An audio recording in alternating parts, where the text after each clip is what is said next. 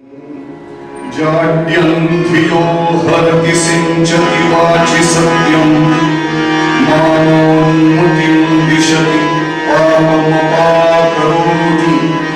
चेतः प्रसादयति दिक्षु तनोति कीर्तिं सत्सङ्गतिः कथयति न करोति पुंसाम् गोपालकृष्ण भगवान् की जय। जानकी जीवन स्मरण जय जय राम जय जय रघुवीर समर्थ। त्र्यंबकेश्वर येथे राहणारे हरिभक्तिपरायण गोविंद बुवा भोशिंग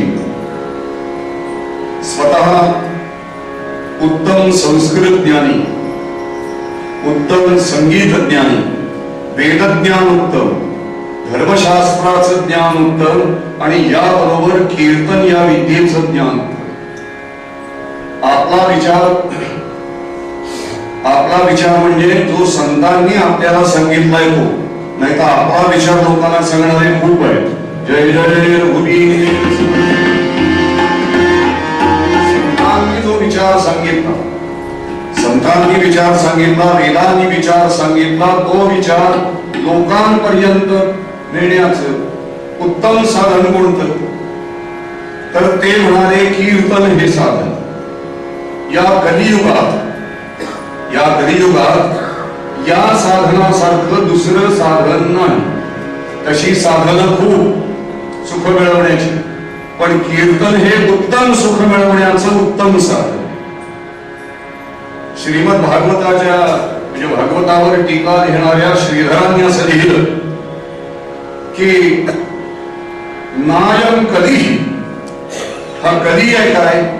ते म्हणाले नायम कधी अपितु कलह,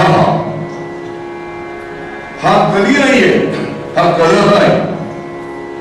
हा कधी काय करत नाही, हा कधी पंडितांना, हा कधी बुद्धिमंतांना, हा कधी वेदज्ञाना, हा कधी गुणसिंधू, हा कधी पातिव्रत्य, हा कधी चांगलं चांगलं म्हणून जे काही आहे ते सगळं हा कधी असा, हा कधी नाहीये, कलह आहे।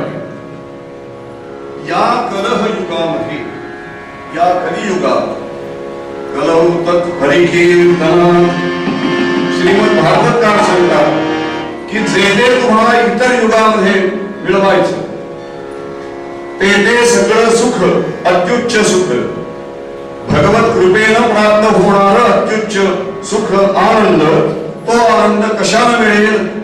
या कलियुगात एका कीर्तनाने मिळेल। ते कीर्तन नावाचं साधन ज्यांनी अंगीकारलं आणि या कीर्तनाला एक मर्यादा घालून दिली। देवर्षी नारद यांच्यापासून कीर्तन सुरू झालं की पुढे नामदेवांपर्यंत हे कीर्तन कसं होतं याचा सुगावा तसा लागत नाही। मग पुन्हा नामदेव रायांपासून कीर्तनाचा आरंभ आहे। हे जे कीर्तन समाजावर सुसंस्कार करतं, या कीर्तन या साधनावरती ज्यांनी विचार केला आणि हे कीर्तन नावाचं साधन अधिक सुसंस्कृत बनवलं ज्यांनी, ते कैलासवासी गोविंद बुवा भोशिंग। कीर्तनात पूर्वरंग असावा, कीर्तनकाराचा वेश असा असावा, उत्तर रंग असा करावा, गायन असं असावं, विनोद असावा, पण इतकाच म्हणजे गायन, विनोद, अभिनय, इतर कौशल्य, काही वेळी वाकडी तोंड करून दाखवणं वगैरे सगळं हे जे काही आहे, हे पानावरती डावीकडे जे पदार्थ वाढलेले असतात, लिंबू, चटणी, लोणचं, कोशिंबीर, एवढीच त्याची किंमत। जय जय रघुवीर। मुख्य पक्वान्न जे आहे ते पक्वान्न पूर्वरंग, आणि ते पक्व वाटत नाही म्हणून ते आणखीन पक्व करण्यासाठी उत्तर रंग। गोपाल कृष्ण भगवान की जय। अशा पद्धतीनं रचना करणारे हरी कीर्तन सेवा म्हणून करायचं झालं तरी त्यात नीट नेटकेपणा असावा, ती सेवा नीट नेटकी व्हावी यासाठी आयुष्यभर धडपडणारे कैलासवासी गोविंद घोषी कीर्तन करता करता परिणाम तोच झाला जो खऱ्या कीर्तनाचा परिणाम व्हावा.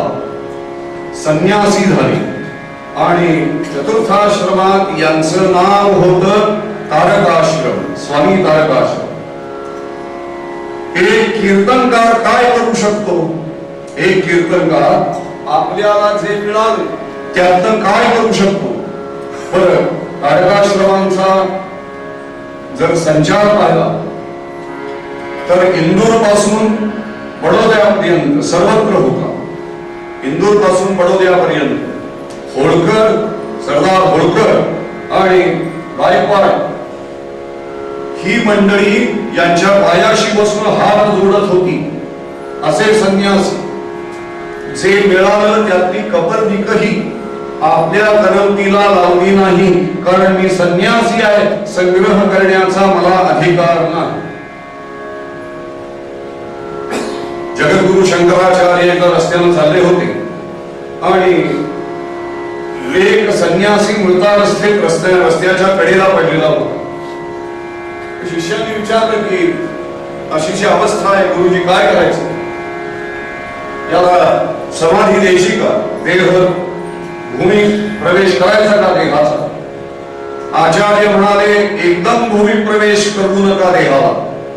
काय करा, पहिल्यांदा याला नीट तपासा. म्हणून त्याच्या अंगावरचं वस्त्र, झोळी, कटोरा, छाटी कमरेपर्यंत आली आणि कमरेला एक लवंग खोवलेली होती. जय जय रघुवीर. आचार्य म्हणाले, हा संन्यासी नाही, याला झाला गोपाल कृष्ण भगवान की जय. एवढंचही म्हणजे औषध सुद्धा संन्याशानं संग्राह्य करायचं नाही, संग्राह्य मानायचं नाही. मग काय करायचं? लोकसंग्रह मेवापि संपश्यन् कर्तुमर्हसि. भगवान गोपाल कृष्णाने सांगितलं लोकसंग्रहासाठी, पण लोकसंग्रहासाठी नाही. आजचा संन्यासी, आजचा भगवे कपडे घालणारा, पांढरे कपडे घालणारा, लोकांची गर्दी माझ्या भोवती कशी होईल याचा विचार करतो. लोकांची गर्दी कमी होताना त्याला आनंद कसा मिळेल याचा विचार करणारा संन्यासी फार दुर्लभ. असे संन्यासी काय करू शकतो? एक कीर्तनकार.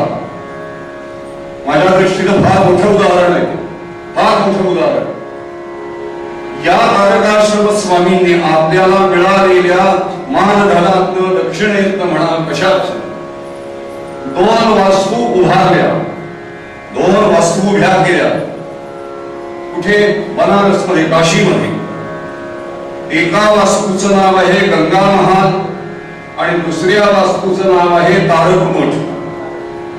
आज पडक्या झडक्या अवस्थेमध्ये त्या आहेत वास्तू, पण या उभ्या केलेल्या आहेत एका कीर्तनकाराने. गंगा महाल कशासाठी? तर तुमच्या आमच्या सारखे प्रापंचिक जीव ज्या वेळेला काशी यात्रेला जातात तेव्हा त्यांनी आश्रय कुठे घ्यायचा? त्यांच्यासाठी गंगा महाल. या गंगा महालाचा उल्लेख कुठे आढळतो तेही सांगतो. ब्रह्मचैतन्य गोंदवलेकर स्वामी महाराजांच्या चरित्रामध्ये महाराजांनी आईला काशी यात्रा घडवली त्यावेळेला त्यांचा मुक्काम, या माता आणि पुत्रांचा मुक्काम या गंगा महालात होता. गोपाल कृष्ण भगवान की जय. जानकी जीवन स्मरण जय जय राम. आणि जे मुलगी आहे, ब्रह्मचारी आहे, संन्यासी आहे, यांनी कुठे राहावं? यांच्यासाठी तारक मठ. समाजातल्या 2 घटकांसाठी जे काशी यात्रेला येणारे आहेत, एक तर प्रापंचिक येतो, नाही तर दुसरा संन्यासी येतो. तर प्रापंचिक येतो तो पापक्षालनासाठी येतो आणि संन्यासी पुण्य वाढवण्यासाठी येतो. दोघांचेही हेतू चांगले आहेत. मग याला मी का मदत करावी असा विचार करणाऱ्या या गोविंद घोषेंग यांनी हे निर्माण केलं. तो भगवान प्रसन्न झाले त्यांच्यावर आणि विचारलं काय हवंय माग. ज्यांनी हात जोडले म्हणाले देवा काही मिळावं म्हणून मी काय केलंय हे तुला सांगितलं कुणी ते सांग. काही मिळावं यासाठी काही केलं असं कुणी सांगितलं नाही. म्हणाले माझा अनुभव असा आहे की जो जो कुणी काही करतो तो काही ना काहीतरी त्याची अपेक्षा असते आणि ती अपेक्षा मनात ठेवून करतो. तारकाश्रम स्वामी महाराज म्हणाले मी तसं करीत नाहीये, केलेलं नाही आणि तुला दुसरेही सांगून ठेवतो. निदान 2012, 13, 14 या 3 वर्षामध्ये ग्वाल्हेरच्या आबा महाराज श्रीराम मंदिरात जे जे कुणी सेवा करतात ऐकण्याची, कीर्तनाची, प्रभो तुझी, ते सगळे सेवेकरी मनात काहीही न ठेवता तुझी सेवा करीत असतात. त्यांची अपेक्षा नाहीये. मग म्हणाले पण माझं व्रत आहे की मी प्रसन्न झालो तर भक्ताला काहीतरी दिल्याशिवाय मला चैन पडत नाही. हे म्हणाले देवा तुमचं तसं आहे तर माझं मी काही मागितलं तर मला चैन पडत नाही. जय जय रघुवीर. अधिक साहेब बरं मागणं कुणाकडे मागायचंय? प्रभू रामचंद्र गोपाल कृष्ण भगवंताकडे. म्हणजे उद्या कल्पना करा पंतप्रधान, कल्पनेचाच खेळ आहे सगळा. पंतप्रधान भिडेगोवावर प्रसन्न झाला कदाचित. काय मागावं प्रश्न पडलो तोपर्यंत दिव्याची गाडी आवाज करत निघूनही जाईल. जय जय रघुवीर. शास्त्री द्वारा राजा म्हणाले हे पहा मी आज प्रसन्न आहे, तुम्हाला काय हवंय ते मागा. शास्त्री द्वारा लहर आली आपलं संस्कृतचं ज्ञान दर्शविण्याची. शास्त्री म्हणाले राजा मुनयोजच्च कुर्वन्ति पंजरे यश्च तिष्ठति तद्दानं देहि मे राजन् कल्याणं ते भविष्यति. ते म्हणाले तद्दानं देहि मे राजन् कल्याणं ते भविष्यति. हे मला कळलं पण आधी जे काय म्हणतात शास्त्री ते काही कळलं नाही. शास्त्री आणि एकदा रे दोनदा रे 10 वेळा म्हणतात राजाला काही कळेना. राजा म्हणाला मला अर्थ सांगा. अरे राजा मुनयोजच्च कुर्वन्ति या पुढे मुनयो यच्च कुर्वन्ति. मुनी जे करतात ते, मुनी जे करतात ते त्याला काय म्हणतात तर म्हणाले त्याला तप असं म्हणतात. गोपाल कृष्ण भगवान की जय. राजा मुनी जे करतात त्याला तप म्हणतात. मुनयोजच्च कुर्वन्ति पंजरे यश्च तिष्ठति.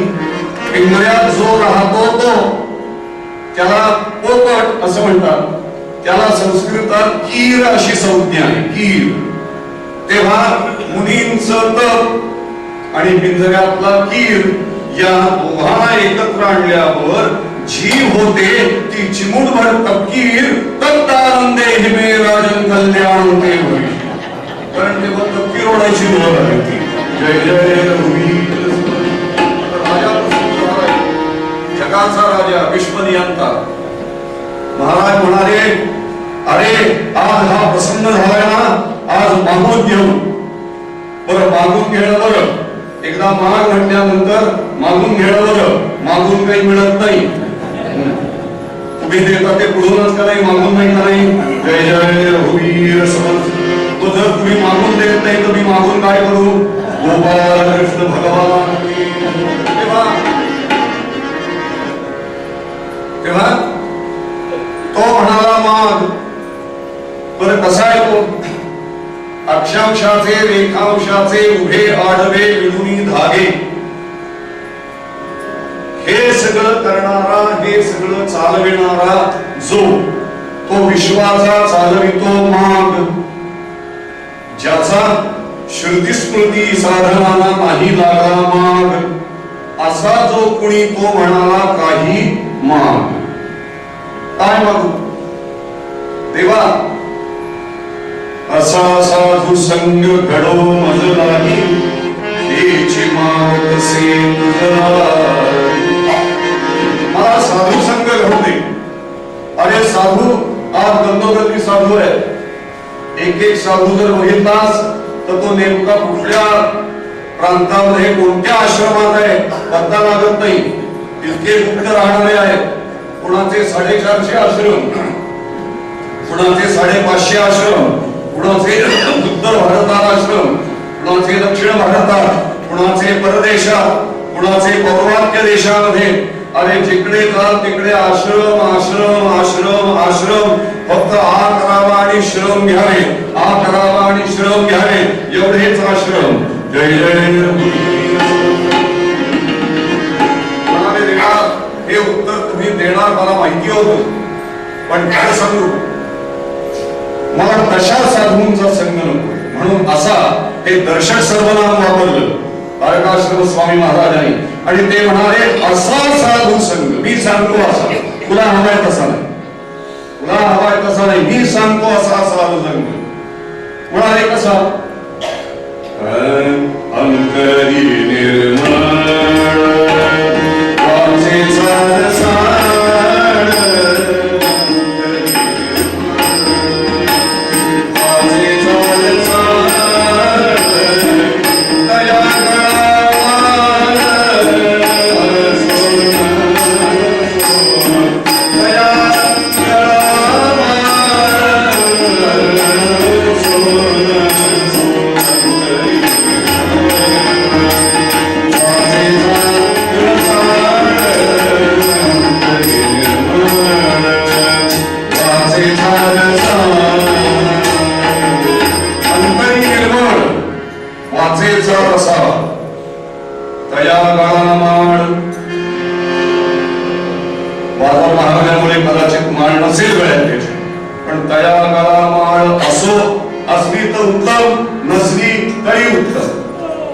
वाचे चित्त शुद्ध आहे आणि वाणी दुसऱ्याला उपदेश कारकच ठरते, असा जो तो साधू संग घडवून.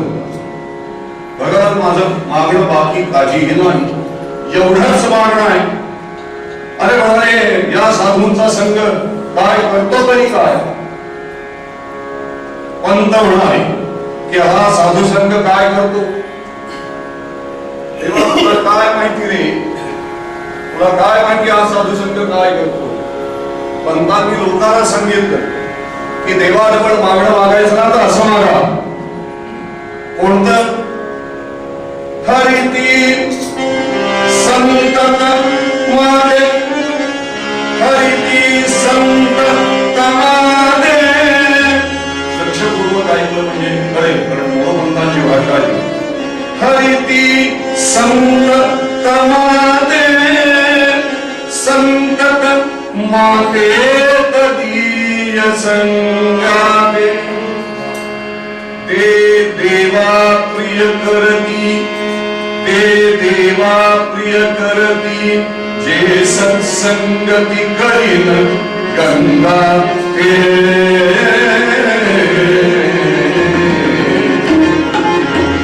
जे सत्संगती करी, जे सत्संगती करते ते गंगा करू शकत नाही. तेव्हा मला काय कर तर देवा प्रिय करती.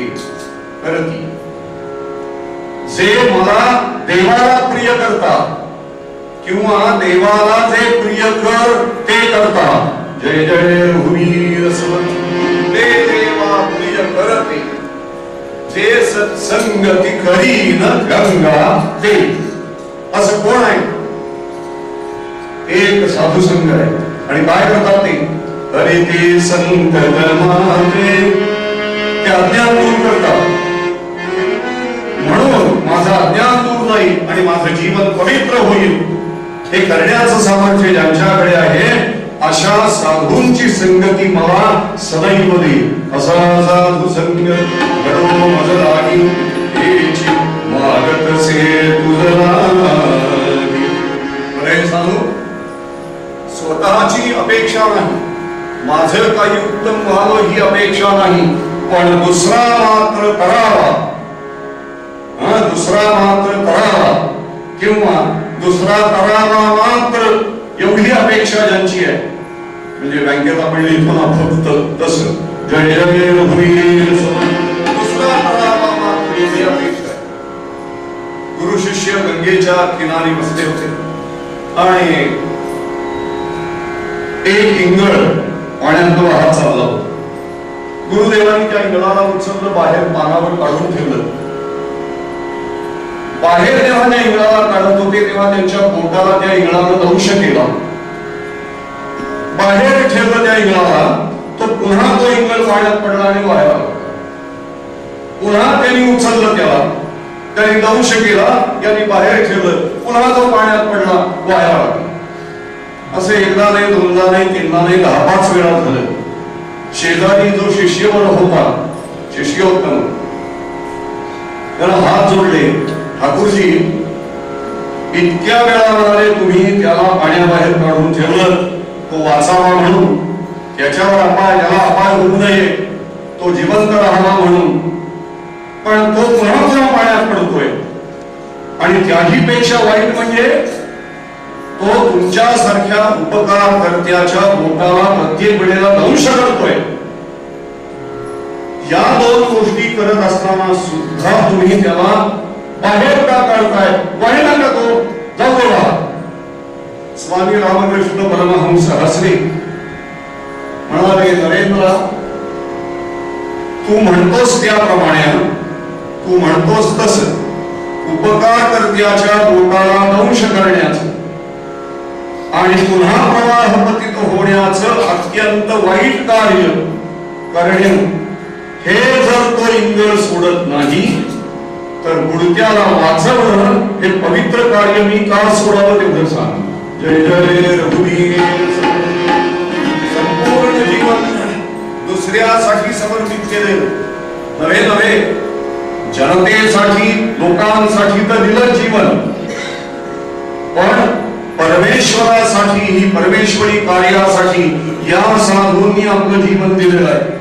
म्हणून साधू कुणाला म्हणतात? तर ज्यांनी 6 अधू केले त्याला साधू असं म्हणतात. ज्यांनी 6 अधू केले, काम, क्रोध, लोभ, मोह, मद, मत्सर, हे 6 अधू करणारा तो साधू. म्हणून तुकोबाला लिहितात, ते म्हणाले तोची साधू ओळखावा, देव तेथेची जाणा. कोण? जे का रंजरे गांजरे त्यांची म्हणे जो आपुले, तोची साधू ओळखावा, देव तेथेची जाणावा. महाराज म्हणाले देव तेथेची जाणावा. कोण? जे का रंजरे गांजरे. कालच मला तुम्ही राधाकृष्ण मंदिरात बोललो की जे का, तर जे रंजरे गांजरे त्यांची आपुले, ही सर्व पद जी आहेत ही बहुवचन दर्शवतात, अनेक वचन दर्शवतात. आणि म्हणे जो, ही 2 पद एक वचन दर्शवतात. म्हणजे व्याकरणाच्या अंगाने जरी विचार केला तरी असं आहे की रंजलेले गांजलेले अनेक आहेत, त्याला आपुले म्हणणारा एखादा असतो, त्याला साधू म्हणतात, तोची साधू म्हणतात. तेव्हा असा साधू संग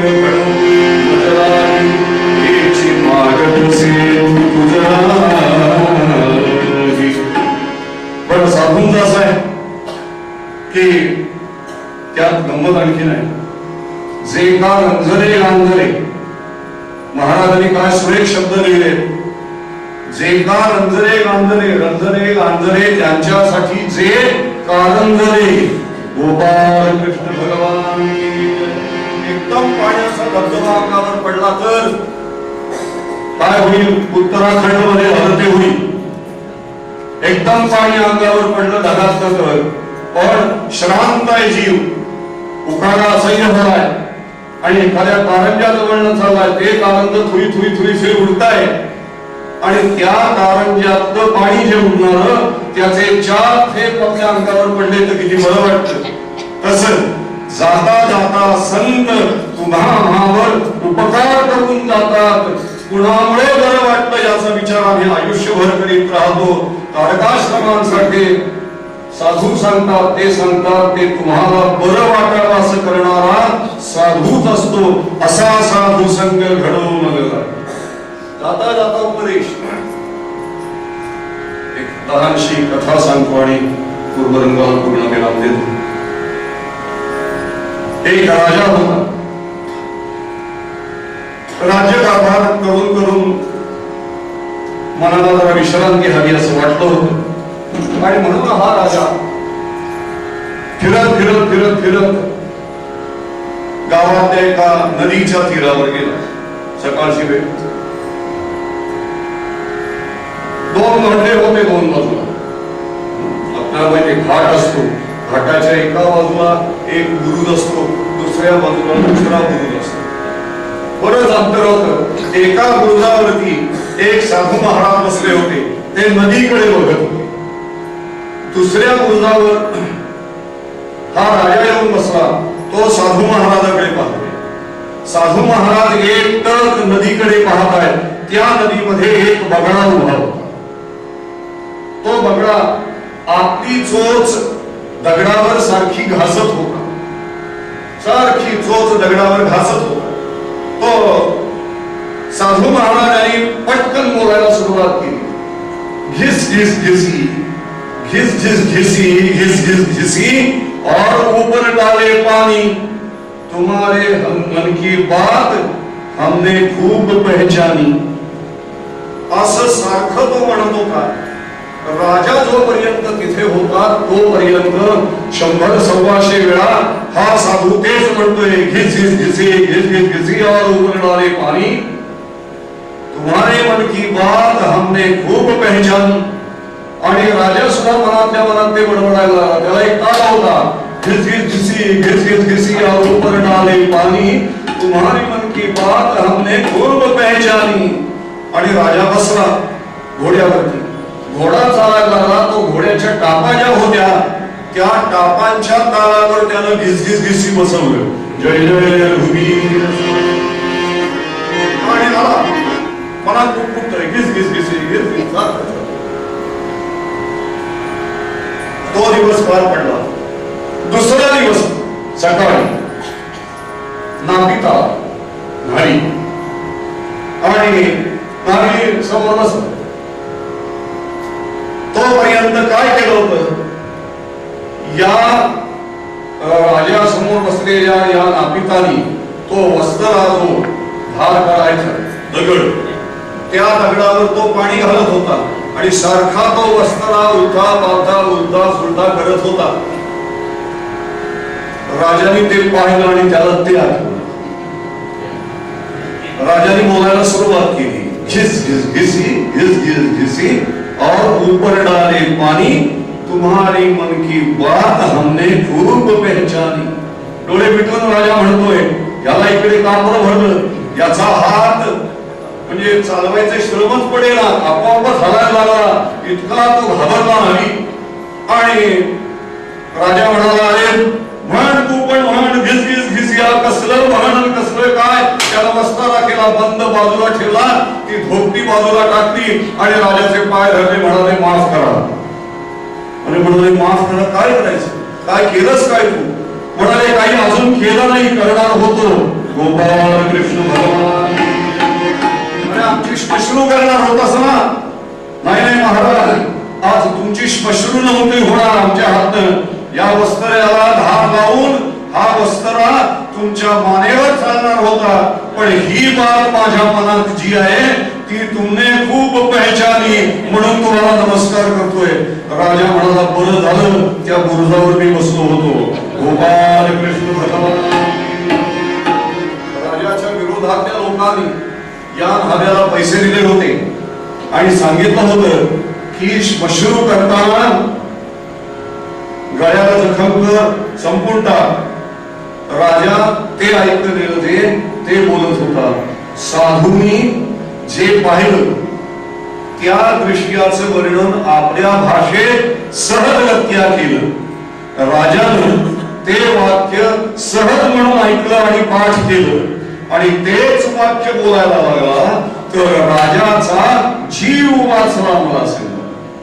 मग असं आहे जर एखाद्या साधूनी तुमचा आमचा उत्कर्षच व्हावा म्हणून आपल्याला उपदेश केला आणि ते जर आपण हेतुपुरस्सर म्हणायला लागलो तर आपला उद्धार का होणार नाही.